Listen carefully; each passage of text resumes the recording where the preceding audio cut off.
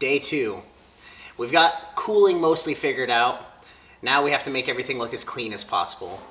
One of our biggest things that we always aim for here is to try to keep everything looking as stock or as factory as we can as far as the outside goes. We want everything to look clean and be functional. So our goals now is, now that everything fits, we're going to be cleaning it up, we're going to be putting in more stuff, and we're going to continue on to this impossible timeline of trying to make a 6-cylinder Subaru in 2 weeks on a budget with questionable parts that have been just laying around the shop. A bit. You see, there's no hood latch in there anymore because this is getting pins anyways. That's for really drag all I car. had to do was cut the hood latch off. Yeah. I mean, it looks like it almost would fit Without still. without a bottom bar, I think it would fit in there. Yeah. Well, actually.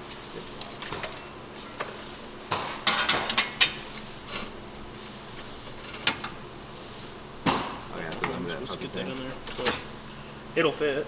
Yeah. So the hood latch would still fit. Shit, should I make that work? Probably. Build a bracket from the backside? Probably, yeah. Let's do that. Just a little something just to triangulate it. Yeah. Make it strong again. Yeah. That'd be great. Let's absolutely do that. Yeah, it fits in between the fans. I didn't even realize that. It fits even like at an angle hanging down. Pressure in front of it is optimal. Yeah, there's a big Yeah, hole there's over a here. huge gap over there. And over here as well. And one thing people don't realize is heat exchangers operate from differential pressure across the heat exchanger, not just from exposure to air. You have to have difference pressure. You got to have a high pressure on this side, low pressure on this side. So in order to do that, we got to trap the air in front of it, keep the high pressure in front of it, and then prevent air from pressurizing the engine bay. So without a scoop being blocked by a top mount, we got to block it off, otherwise it'll pressurize the engine bay and make heat exchangers work less effectively. Or you do a top mount oil cooler or whatever, but you seal it to the scoop. Is like the only dry-wire throttle body where both voltages on the TPS sensors climb, which is like against the entire industry. Almost every other manufacturer, if not every other manufacturer, uses a drive-by-wire TPS sensor inside the motor where one of them goes up in voltage and one goes down in voltage as the throttle opens, and consequently as it shuts too, right? Because one's going to go up or down. So Subaru, however, they both go up. They have different starting points, and one of them has less voltage. One of them only uses like 2.5 volts going up, the other uses like 3.5 volts going up, which is really interesting. And so that's one reason why getting different throttle bodies for a Subaru is so freaking hard, because the voltages don't behave like any other engine or manufacturer on the market, which is pretty interesting. So when you go to a standalone that's more capable of running all the different drive-by-wire systems, you get the ability to put whatever the hell you want on there. And this is the cable throttle for an SVX. It's a dual inlet throttle body as well, but it's cable, and I'm using a VA, drive-by-wire setup. Man, that is bulky, huh? There's an idle control motor up top, then the cable throttle, all that shit all in here. TPS over here. That's just a big setup. Well, here's the same thing. I mean, the drive-by-wire does idle control, and it has two ports on it. Actually, it has 2 intake air temp sensors too, which I think is interesting. There's intake air temp sensors bank to bank, but that's how they have it. I can only assume they have some air-water intercoolers that come off of here on both sides, and that's why they have IATs on each bank. But what's really interesting about it, even though this is smaller, which is kind of a bummer, it's a little smaller here, this side is the same. It's the same bore. This outer bore is the same as this guy. Pretty close, at least. It's like really, really close. Almost the exact same. So here's the gasket for the EG right here. And you can see it's the same bore spacing too. So it's the exact same bore spacing, nearly the exact diameter. The only thing that's off is 5 of the 6 bolts. Damn it, 5 of that one's perfect. And then these guys are all off. So we're just going to put a plate on the front of the manifold, fill in the other holes, re-drill to the right size, and then tap it, and then use that throttle body.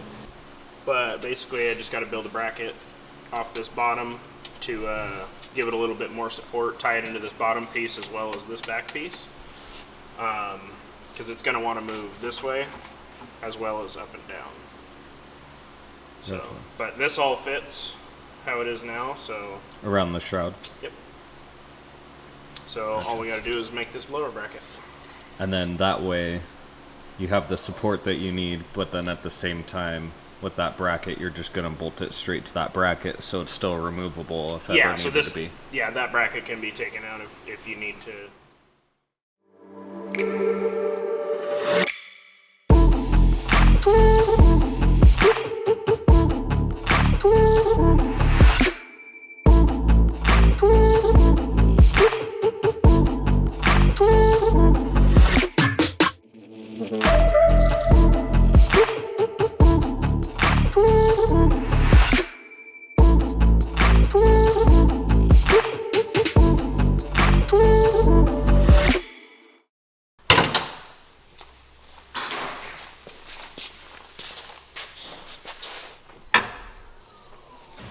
Fun fact, my lighting of crank pulley fits the EG33s. It's the same design as the EGA crank pulley.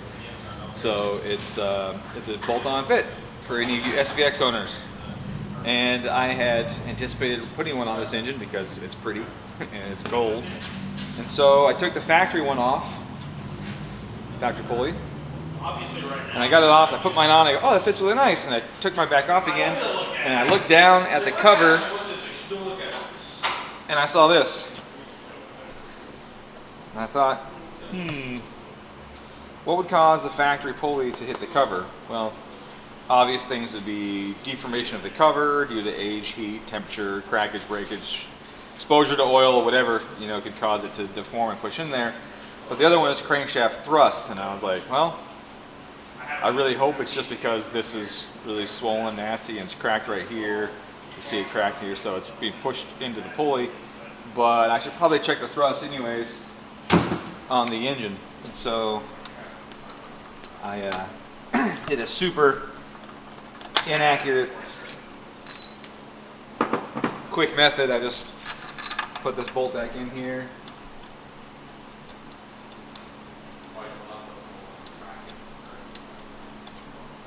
And grab this pry bar. And I put a little pressure on it. And I felt movement. And if you listen, you might be able to hear that in the video, I don't know. But you can hear how much thrust there is audibly. It's quite a bit, it's making quite a bit of noise. And you can feel it. It's probably 10 thou, 12 thou. I haven't put a dial indicator on it, but it's more than should be allowed. On any engine really, you should have, you know, 2 to 8 thou max of thrust. I think super spec is 2 to 6, 2 to 4, I don't recall. But it's a lot less than that, unfortunately. So now the dilemma is, what do? Do we take this thing apart and try and put new bearings in it? Hope that the crankshaft's good? And put a new thrust bearing in it, or what? What the heck do we do? So, oh, well, that was me. I didn't realize you guys had. I think we decided we're going to put the EZ30 in instead. I had an EZ30 that I bought. I was going to put in my RS. We put it in the RS, and the amount of stuff needed to put it in the RS was just too great due to the size of the engine and the cooling, and if I want to maintain air conditioning and everything else, it just became too much. And so I took it back out and put a 4-cylinder back in it.